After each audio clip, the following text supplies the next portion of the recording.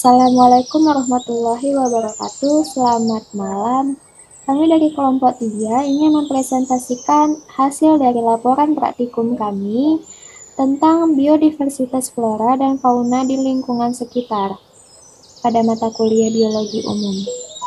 Next, untuk kelompok 3 kami terdapat 11 mahasiswa, yaitu yang pertama Cynthia Angelina Putri, lalu ada Fitria Mutia, Franky Ginting, Priska Dameria Marijareta, Ega Malia Yuniar, yaitu saya sendiri, Elva Damayanti Girsang, Khaya Rahma, Rahelita Nenggolan, Sri Rahayu, Trivena Mita Borumanik, dan Yunita Dwi Utami.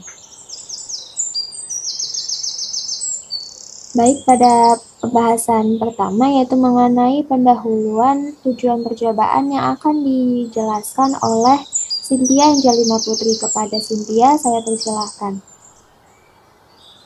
Terima kasih Ega sebagai moderator. Saya Cynthia Angelina Putri mengambil alih. Biodiversitas, flora dan fauna di perkarangan rumah. Pendahuluan.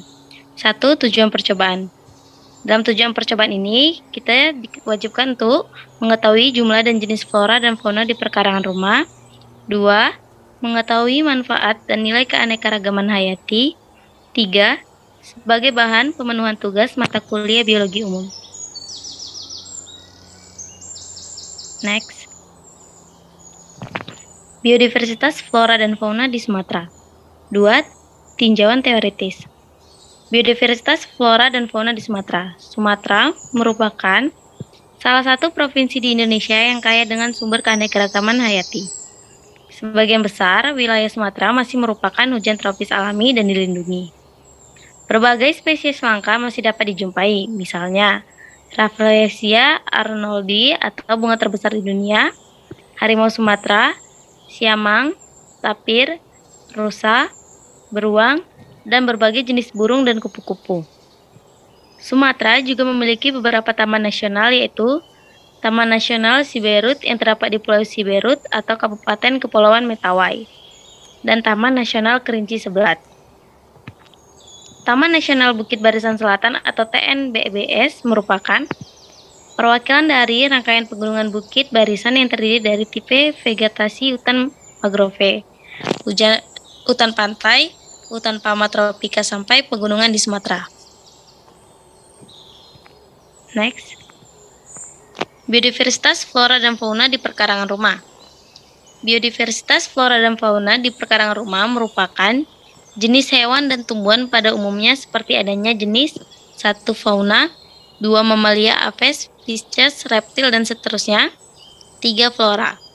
Jenis pohon atau tanaman yang menghasilkan buah yang dapat dikonsumsi ataupun yang dapat dijadikan sumber bahan bakar dan fungsi lainnya.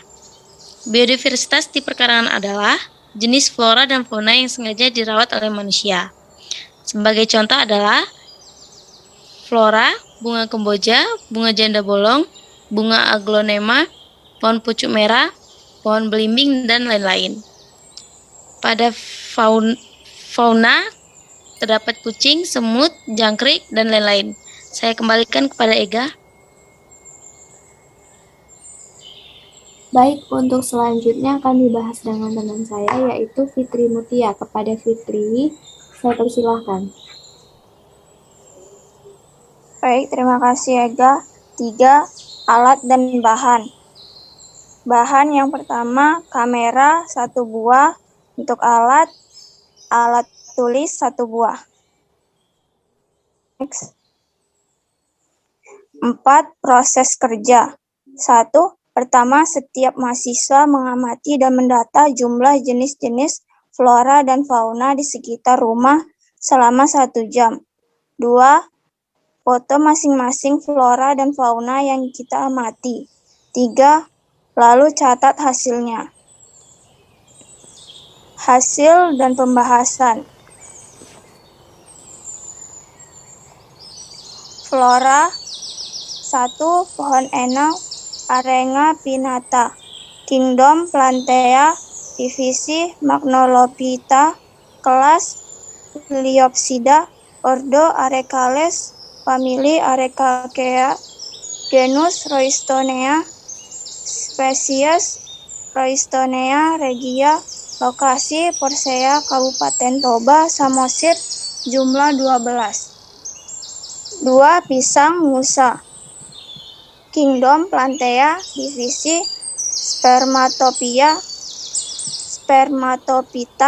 kelas Monocotyledonea, ordo Zingiberales, famili Musacea, genus Musa, spesies Musa Maradisiaca, L. Lokasi Persea Kabupaten Toba Samosir, jumlah kurang lebih 27. Fauna 1.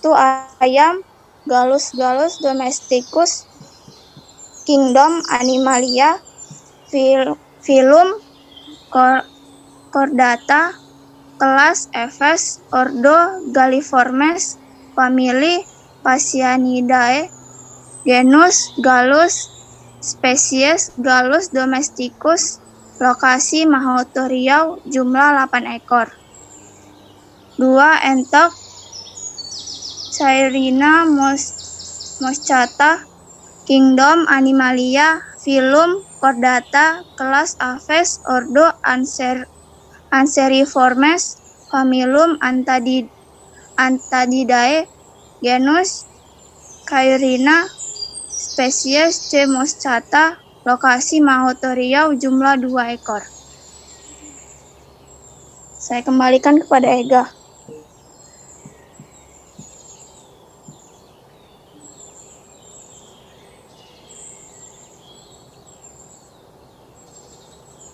Baik, untuk selanjutnya akan dijelaskan oleh Khairahma. Kepada Khairahma saya persilahkan.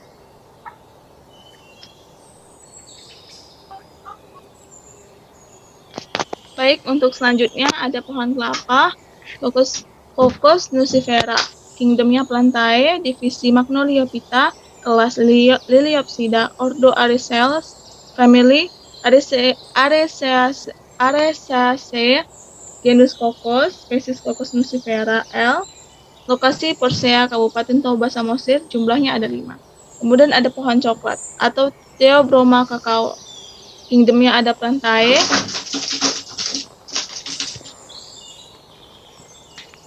divisinya ada Spermatophyta, kelasnya Dicotyledonea, ordo Malvales, famili Terculiaceae, genus Theobroma, spesies Theobroma cacao, lokasi Persea Kabupaten Toba Samosir. Kemudian ada anjing border collie. Kingdomnya ada Animalia, kelas Mammalia, ordo Carnivora, famili Canidae, genusnya Canis, spesiesnya Silupus, lokasinya Jalan Kemajuan nomor 20, Sadibudolo, Kecamatan Silimakuta, Kabupaten Simalungun, jumlahnya ada 2. Selanjutnya ada angsa, kingdomnya ada Animalia, Phylum Chordata, kelas Aves, ordo Anseriformes, famili Anatidae, genusnya Cygnus, spesiesnya Sea-Otter, lokasi Jalan Sejati, Gang Barokah Marindal 1, Kecamatan Patumbak, Kabupaten Deli Serdang, jumlahnya ada 2.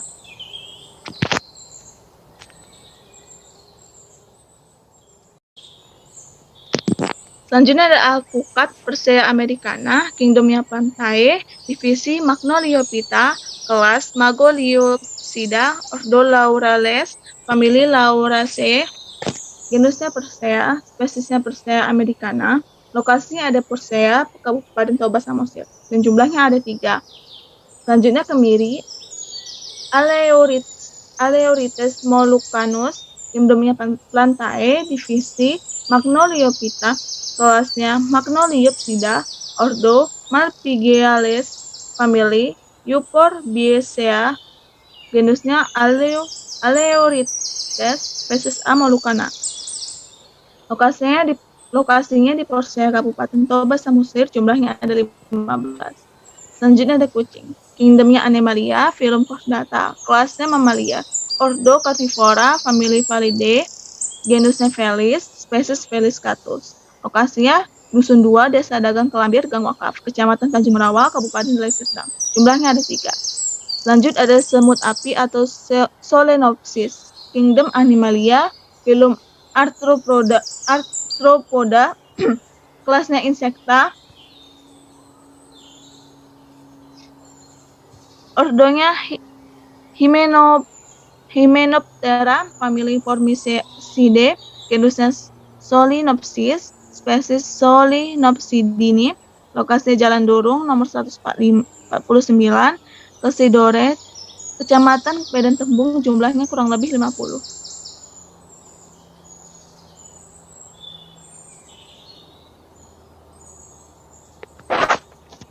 Selanjutnya ada tanaman kopi atau coffee, kingdomnya Plantae, divisi Raseophyta, kelas Magnoliopsida, ordo Gentianales, familinya Robiaceae, genus Coffee L, spesies Coffee Canephora Pire, lokasi Porcia, Kabupaten Toba, Samosir, jumlahnya ada 3.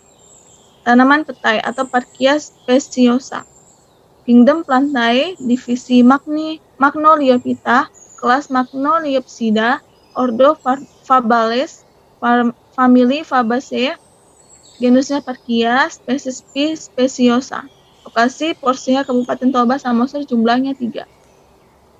Ada jangkrik atau Grylidae, kingdom Animalia, phylum Arthropoda, kelas Insecta, ordo Orthoptera, famili Grylida, genus Grylus, spesiesnya Grylus bimaculatus, lokasinya Jalan Durung nomor 149, Medan Tembung, jumlahnya ada 1.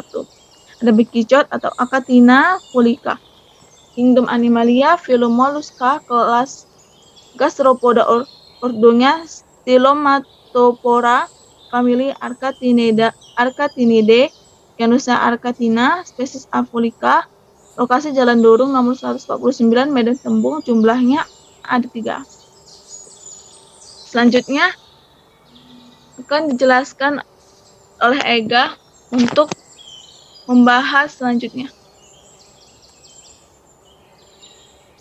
Baik, untuk tabel selanjutnya bisa dilihat nanti di PPT yang kami tampilkan di deskripsi ya. Baik, untuk next-nya Kayak Rahmi.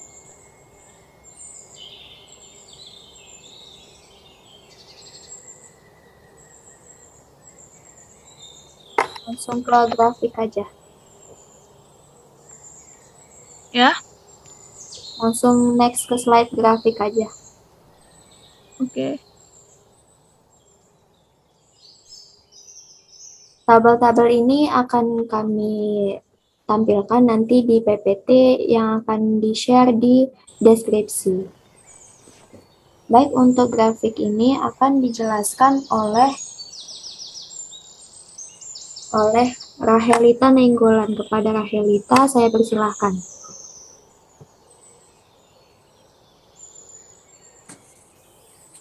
Grafik perbandingan jumlah flora dan fauna.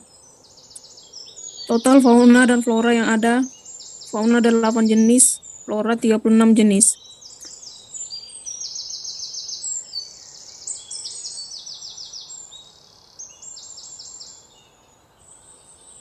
Perbandingan yang pertama untuk Cynthia Angelina Putri, flora ada sebanyak 4 jenis dengan fauna 0. Yang kedua Ega Amalia Yuniar, flora ada 5, fauna 0. Yang ketiga Elva Damayanti Girsang, flora ada 8, fauna 2. Fitri Mutia, flora ada 6, fauna 3.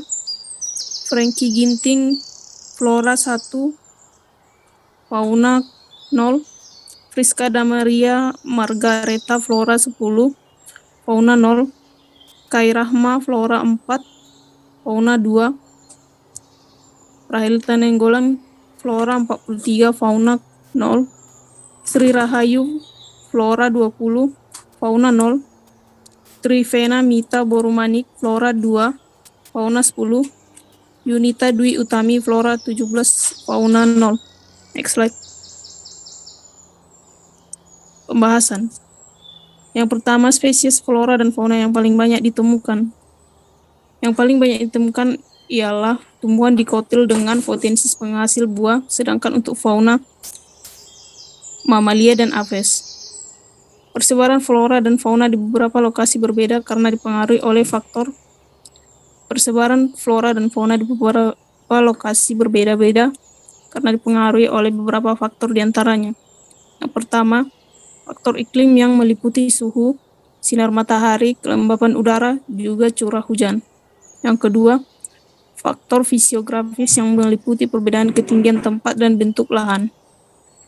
Ketiga, faktor edafik atau kondisi tanah yang meliputi perbedaan tekstur tanah, tingkat kegemburan tanah, kandungan mineral organik, kandungan air tanah, dan kandungan udara tanah. Next. Keempat, faktor biotik, yaitu faktor makhluk hidup termasuk manusia, hewan, dan tumbuhan. Manfaat dan nilai keanekaragaman hayati adalah hal yang diperoleh dari keanekaragaman hayati, seperti memelihara kelestarian lingkungan alam. Lingkungan atau ekosistem yang terjaga dengan baik dapat memberikan tempat tinggal yang layak dan nyaman bagi manusia dan seluruh spesies serta makhluk hidup lain yang ada di bumi.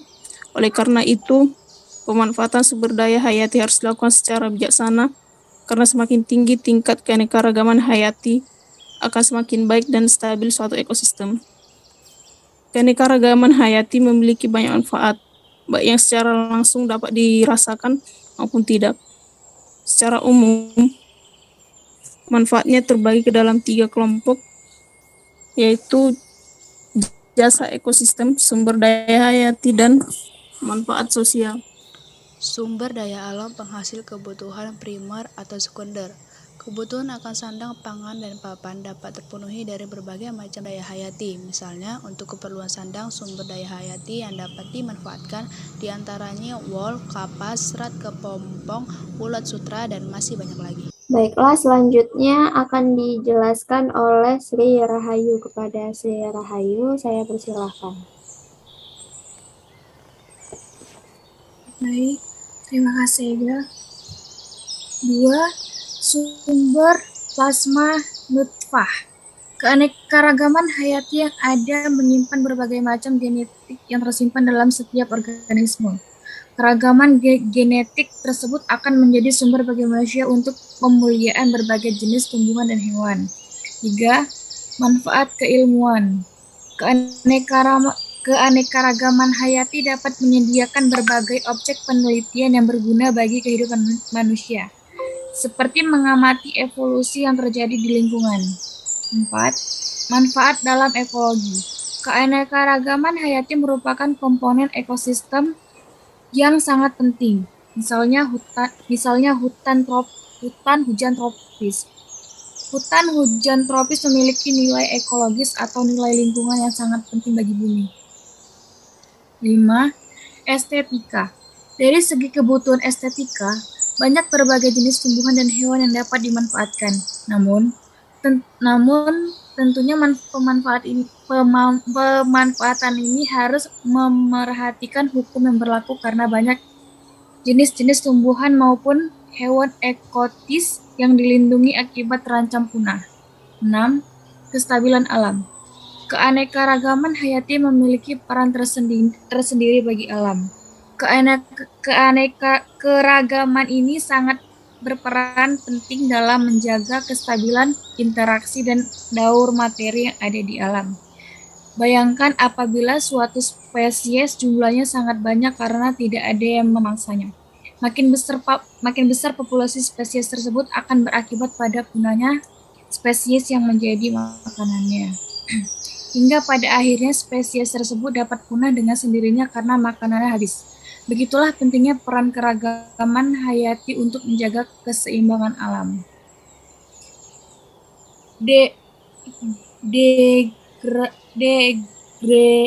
Degradasi lingkungan yang ada di sekitar. Terjadi degradasi di alam suatu ekosistem kemudian dapat menyebabkan penurunnya fungsi ekosistem secara ekologis dan ekonomi. Salah satunya penyebab penurunnya ekosistem yang paling signifikan adalah manusia. Hal ini terjadi karena ketika manusia memanfaatkan sumber daya alam untuk kesejahteraan mereka,